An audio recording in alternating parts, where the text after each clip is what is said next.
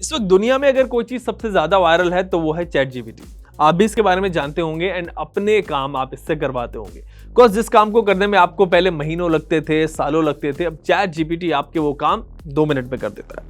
मतलब ये तो है चैट जीपीटी की ताकत, इसकी पार, इसकी पॉजिटिव साइड। बट इस एआई टूल की कुछ नेगेटिव साइड्स भी हैं जिससे आपको बचकर रहने की जरूरत है, वरना आप चैट जीपीटी की वजह से बड़ी मुश्किल में फंस सकते हो। एंड काफी लोग ऑलरेडी चैट जीपीटी की वजह से मुश्किल में पड़ चुके हैं, चैट जीपीटी ने मुश्किल में डाल दिया उनको।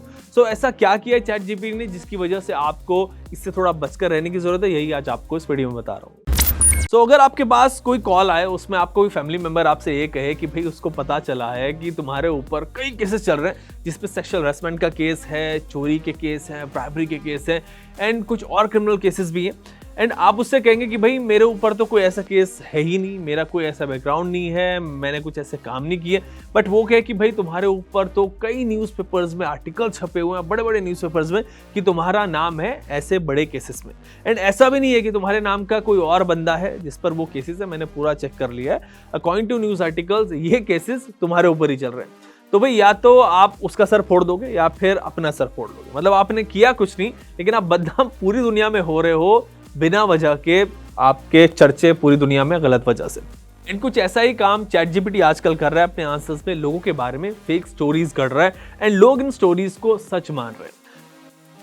सो हर चीज जो आपको चैट जीपीटी पर मिल रही है, जो इन्फॉर्मेशन वहां पे मिल रही है, जरूरी नहीं कि वो पूरी तरह से सही हो, वो एक फेक स्टोरी भी हो सकती है। ऐसे कई इंस्टेंसेस जो ऑलरेडी सामने आ गए कि जब चैट जीपीटी ने ऐसा किया है, और इसीलिए अब चैट जीपीटी को लेकर नई कंट्रोवर्सी जो है वो शुरू हो गई है कि how reliable this AI tool is. US में एक लॉ प्रोफेसर है जोनाथन टर्ले, पिछले हफ्ते उनको एक ईमेल आता है उनके कलीग से कि उसने चैट जीपीटी से कहा ऐसे लीगल स्कॉलर्स की लिस्ट बनाने के लिए जिनका नाम सेक्सुअल हरासमेंट केस में आया हो। तो चैट जीपीटी ने टर्ले का नाम भी उसमें दे दिया एंड उनको बहुत बड़ा शॉक लगा।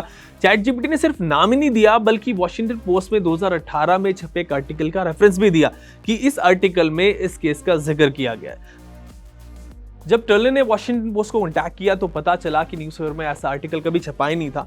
मतलब चैट जीपीटी ने क्या किया कि एक सेक्सुअल हरासमेंट केस खुद से ही उसने इन्वेंट किया, जनरेट किया एंड उसके लिए न्यूज़पेपर का एक फेक रेफरेंस लिंक भी स्पेशली जनरेट किया। मतलब ये एआई क्या करके मानेगा।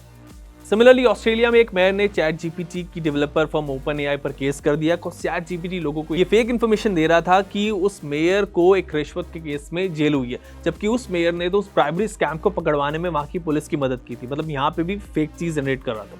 इसी तरह यूके के न्यूज़पेपर द गार्जियन को एक स्टूडेंट का एक मेल आता है, उसमें वो स्टूडेंट लिखता है कि उसने द गार्जियन में छपे एक आर्टिकल के बारे में इन्फॉर्मेशन चाहिए होती है, इन्फॉर्मेशन लेनी थी।